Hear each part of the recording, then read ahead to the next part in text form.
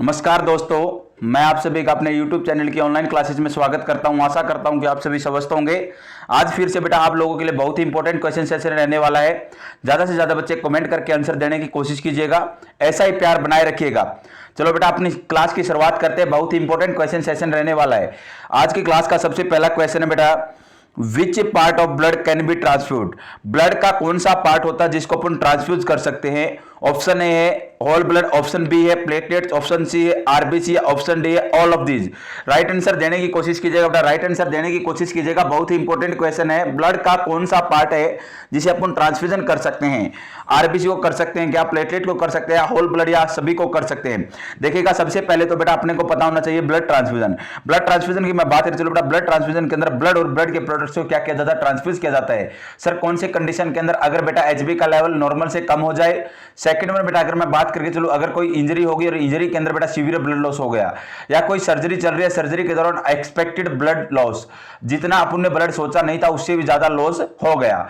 अगर मैं बात करके चलो, अगर हमेशा याद रखिएगा बेटा most common infection during blood transfusion कौन सा होता है, हेपेटाइटिस सी होता है। कौन सा होता है बेटा, हेपेटाइटिस सी देखने को मिलता है।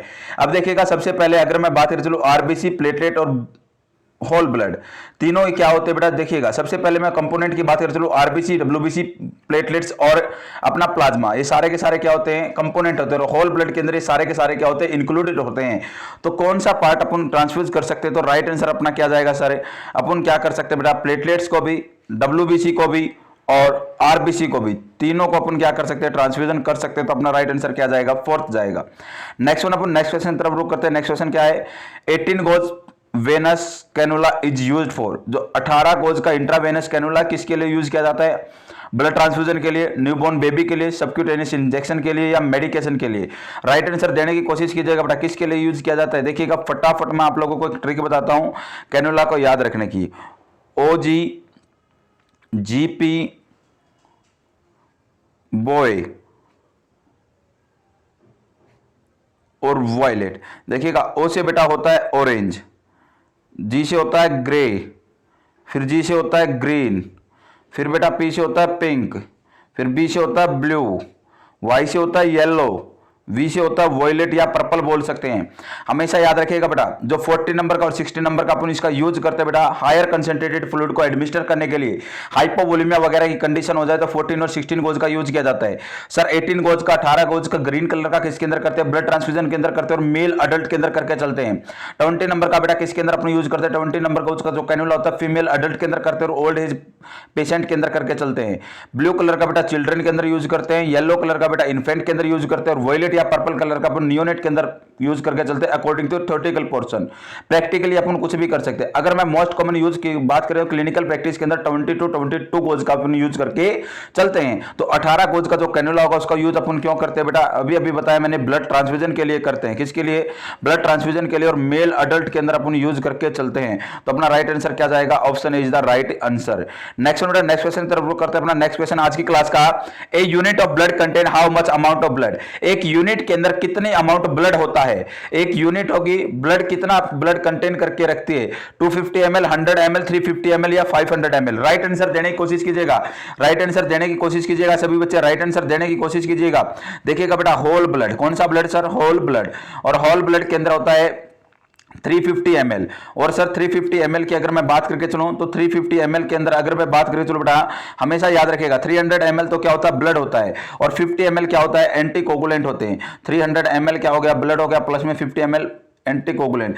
जैसे कि बेटा एक होता है एसीडी, एसिड सिट्रेट फॉस्फेट, एक होता है सीपीडी, सिट्रेट फॉस्फेट डेक्सट्रोज, और एक अपन यूज करते हैं रेयर कंडीशन के अंदर, हमेशा याद रखिएगा हिपेरिन को यूज कर सकते हैं। और हिपेरिन का यूज बेटा चिल्ड्रन के अंदर किया जाएगा, बच्चे के अंदर किया जाएगा जब बच्चे के अंदर क्या हो बेटा, हाइपोकैल्सीमिया की कंडीशन हो। हमेशा याद रखिएगा अगर किसी ब्लड के अंदर एसीडी ऐड किया तो उसको 35 दिन तक यूज कर सकते हैं, अगर सीपीडी ऐड किया तो 28 दिन तक यूज कर सकते हैं, और अगर हिपेरिन ऐड किया तो हिपेरिन का हमेशा याद रखिएगा केवल और केवल मात्र 8 घंटे तक अपन यूज कर सकते हैं। कितने आवर्स तक बेटा, 8 आवर्स तक अपन यूज कर सकते हैं हिपेरिन एडिड ब्लड को। तो एक यूनिट के अंदर कितना बताया मैंने, 350 ml। कितना होता है बेटा, 350 ml। अपना राइट आंसर क्या जाएगा सर, अपना राइट आंसर रहने वाला है, अगर मैं बात करें चलो option 3 is the right answer. Next question की तरफ रुक करते हैं। आज की क्लास का नेक्स्ट क्वेश्चन है बेटा, for blood donation A donor should have haemoglobin level.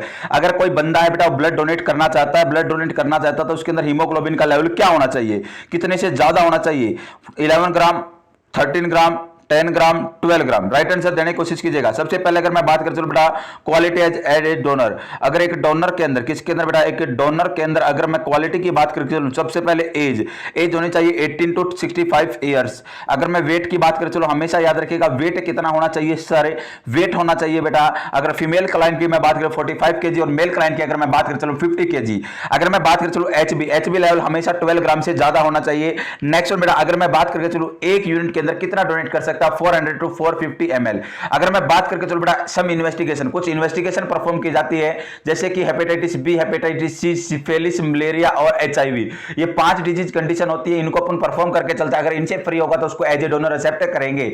अगर मैं बात करूं चलो बेटा अगर कोई मरीज था उसको 5 साल पहले बीमारियां थी और 5 साल हो चुके कि ठीक हो चुका है, तो उसको एज ए डोनर अपन एक्सेप्ट कर सकते हैं। कभी भी जॉन्डिस वाले बंदे को अपन एज ए डोनर एक्सेप्ट नहीं करेंगे, क्योंकि पूरी की पूरी लाइफ उसके अंदर क्या बनती रहेगी, इमेच्योर आरबीसी का प्रोडक्शन होता रहेगा। तो अपना राइट आंसर क्या जाएगा, मैंने बोला बेटा कितने से ज्यादा होने चाहिए, हमेशा याद रखिएगा कितने से ज्यादा होना चाहिए, 12 ग्राम परसेंटेज से ज्यादा होना चाहिए हीमोग्लोबिन का लेवल। नेक्स्ट अपन नेक्स्ट क्वेश्चन तरफ रुक करते हैं। आज की क्लास का नेक्स्ट क्वेश्चन है, how often can a donor give blood. एक डोनर है बेटा कैसे ब्लड को डोनेट कर सकता है, कितने टाइम के बाद ब्लड को डोनेट कर सकता है? एवरी 6 मंथ, प्रत्येक 6 महीने 180 दिन में कर सकता है क्या? एवरी 2 मंथ, प्रत्येक 2 महीने में कर सकता है कि 60 दिन से? एवरी 3 मंथ, प्रत्येक 3 महीने कर सकता है क्या? 90 डेज, या एट एनी टाइम, किसी भी टाइम कर सकता है। देखिएगा बेटा कितना अच्छा क्वेश्चन। एक डोनर बेटा डोनर ब्लड को कब डोनेट कर सकता है? प्रत्येक 2 महीने से कर सकता है, प्रत्येक 3 महीने से कर सकता है, प्रत्येक 6 महीने से, कभी भी कर सकता है, डेली कर सकता है, पर मंथ कर सकता है, 15 डेज से कर सकता है। तो राइट आंसर देने की कोशिश कीजिएगा। हमेशा याद रखिएगा एक डोनर है बेटा, कौन है? एक डोनर है, एक ईयर के अंदर 3 to 4 टाइम, कितने टाइम बेटा? 3 to 4 टाइम क्या कर सकता है? ब्लड को डोनेट कर सकता है।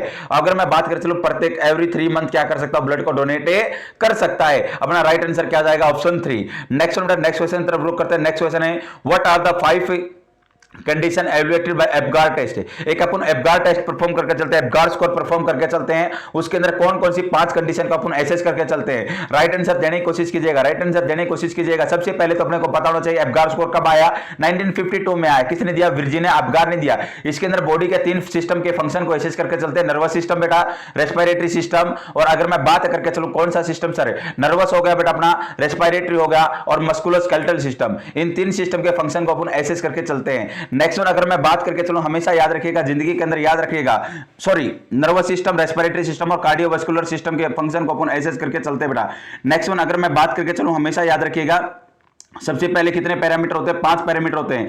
प्रेगा के नाम से अपन याद रख सकते हैं। प्रेगा के अंदर सबसे पहले अगर मैं बात करके चलो बेटा क्या आएगा, अगर मैं प्रेगा के नाम से अगर मैं बात करके चलो, प्रेगा से पहले अगर अब मैं बात अबगार के अंदर अपीयरेंस, पल्स रेट, ग्राइमेज या रिफ्लेक्सिस बोल सकते हैं, या अगर नेक्स्ट वन अगर मैं बात करके चलो बेटा एक्टिविटी या मसल टोन, और लास्ट वन अपना आता है रेस्पिरेशन। सबसे पहले अगर मैं बात करके चलो इसके अंदर मिनिमम स्कोर होता है 0 और मैक्सिमम स्कोर होता है 10। 10 कैसे होता है सर? 5 पैरामीटर होते हैं और प्रत्येक के अंदर 2 मैक्सिमम होता है, तो 2 की और 5 की मल्टीप्लाई करेंगे तो 10 आएगा।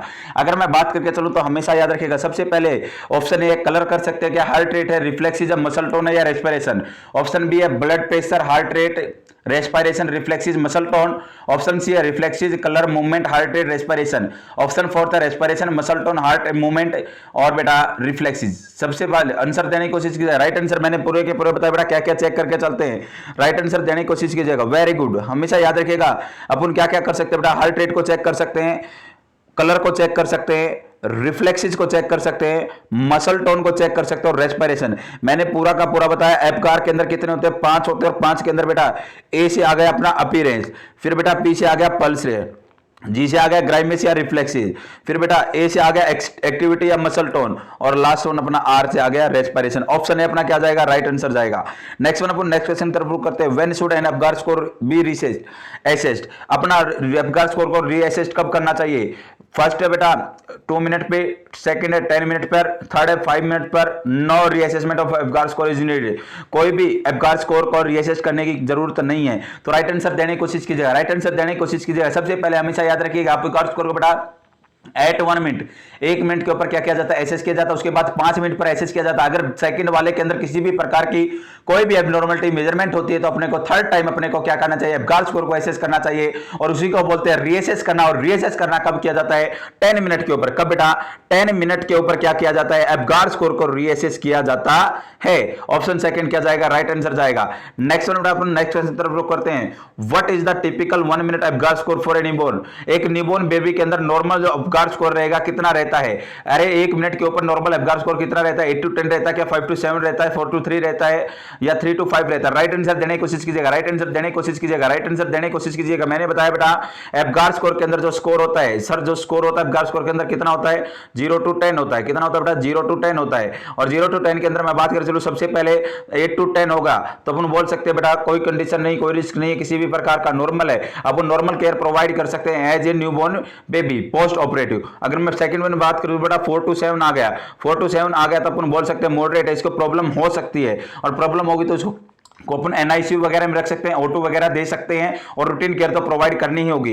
अगर 0 to 3 है, कितना बेटा 0 to 3 अगर अपना एबगार स्कोर आता है तो हमेशा याद रखिएगा उसको देना होगा रिसस्किटेशन या सीपीआर बोल सकते हैं। अपन उसको क्या देकर चलेंगे, सीपीआर देके चलेंगे। तो अपना नॉर्मल क्या रहेगा सर, नॉर्मल रहता है 8 to 10, क्या रहता है बेटा 8 to 10 अपना क्या रहता है, एबगार स्कोर रहता है नॉर्मल। नेक्स्ट वन बेटा, नेक्स्ट क्वेश्चन तरफ रुक करते हैं। आज की क्लास का नेक्स्ट क्वेश्चन क्या रहने वाला है, a newborn has a strong cry and is actively moving is blue.